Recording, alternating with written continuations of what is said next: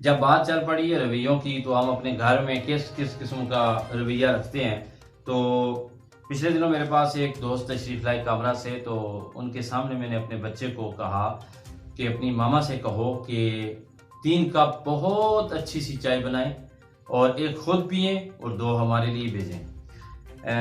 جس وقت بچہ چلا گیا تو وہ مہمان مجھے دیکھ کر مسکرانے لگے اور انہوں نے مجھ سے پوچھا کہ بڑا عجیب میسج آپ نے بھیجا ہے، ایسا میسج تو آج سے پہلے میں نے کسی کو بھی بھیجتے ہوئے نہیں دیکھا ہے.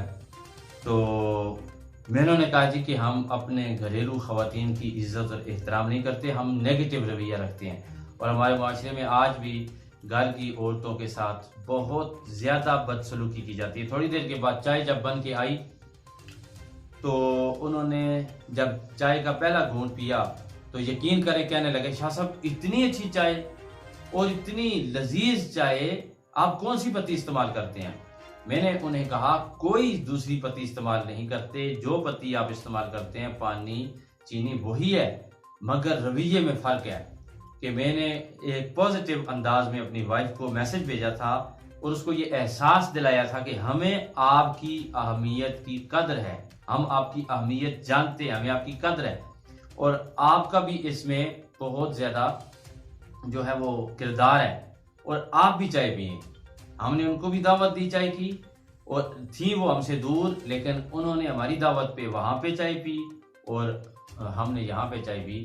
تو جب بندہ خوش ہوتا ہے نا تو اس کی خوشی قریب چیزوں کے اندر منتقل ہو جاتی ہے. چائے میں خوشی چلی جاتی ہے، چینی میں خوشی چلی جاتی ہے، پانی میں خوشی چلی جاتی ہے، پھر اس پروسیس کے اندر خوشی شامل ہوتی ہے جس میں وہ چیز بنتی ہے پکتی ہے.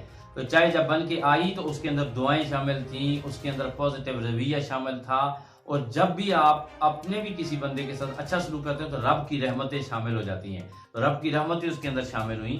تو یہ خوش اخلاقی نبی پاک صلی اللہ علیہ وسلم کی سنت مبارکہ ہے.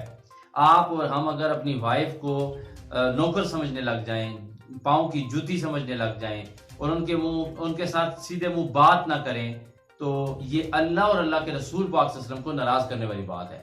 تو میں یہ بتانا چاہتا ہوں آپ کو کہ ہم مشکل میں پھنستے ہیں تو تعویذ لینے کے لیے بڑے دور تک ٹریول کر کے جاتے ہیں، او جی دعا کرو نا جی ہمارا کام بن جائے، یہ ہو جائے وہ ہو جائے، لیکن ہم اپنے گھر کے اندر خواتین کو بددعا دینے پہ مجبور کر کے جا رہے ہوتے ہیں. کبھی ایسے گھرانے بھی ہیں کہ سب کچھ ہے ان کے پاس اللہ کا دیا ہوا، لیکن انہوں نے کبھی اپنے وائف کو مسکرا کے نہیں بلایا، کبھی انہوں نے اپنی گھر والی کو انسان نہیں سمجھا، کبھی انہوں نے اپنے گھر والی کو جو ہے وہ اہمیت نہیں دی جو اس کی اہمیت ہے. یہ وہ خاتون ہے کہ جس کے بچے اس کے پاؤں کے نیچے جنت پاتے ہیں. تو ہمارا معاشرہ بڑا اندھیرے میں ہے. ہم جہاز میں ٹریول کرتے ہیں تو جناب ہم ایئر ہوسٹس کا شکریہ ادا کریں، تھینک یو ویری مچ. ہم ڈاکٹر کے پاس ہاسپٹل میں جاتے ہیں، وہاں کوئی نرس نظر آ جائے، تھینک یو میڈم، شکریہ. تو کبھی آپ نے اپنی وائف کا بھی شکریہ ادا کیا ہے؟ کبھی اس بیچاری کو آپ نے کہا ہے کہ آپ تھکتی ہو؟ کبھی آپ نے اس کو کہا ہے کہ آپ بڑی محنت کرتی ہو؟ کبھی آپ نے اس کو کہا آپ کی وجہ سے میرے مہمان خوش جاتے ہیں، آپ کی وجہ سے میں آفس جاتا ہوں، آپ کی وجہ سے میرے گھر کا ماحول ہے، اتنے زیادہ کام کرتی ہو پھر بھی خوشی سے ملتی ہو، سارا دن گھر کے اندر قید میں رہتی ہو؟ کبھی کہا ہے؟ نہیں کہا تو آج سے کہیے. اپنی وائف سے دعا لیجئے، آپ کی وائف کی دعا بھی لگتی ہے.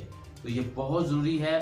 مجھے امید ہے کہ آپ اس چیز کو پازیٹیو لیں گے اور آپ متاثر ہوں گے آج کی گفتگو سے اور یہ رویہ اپنائیں. میں نے اپنی آنکھوں کے سامنے جب اپنے گھر والوں سے بندہ اخلاق سے پیش آتا ہے، اچھے انداز میں پیش آتا ہے، تو اللہ انسان پر رحمت نازل فرماتا ہے، کامیابیاں عطا فرماتا ہے، خوشیاں عطا فرماتا ہے، اندر کی خوشی عطا فرماتا ہے.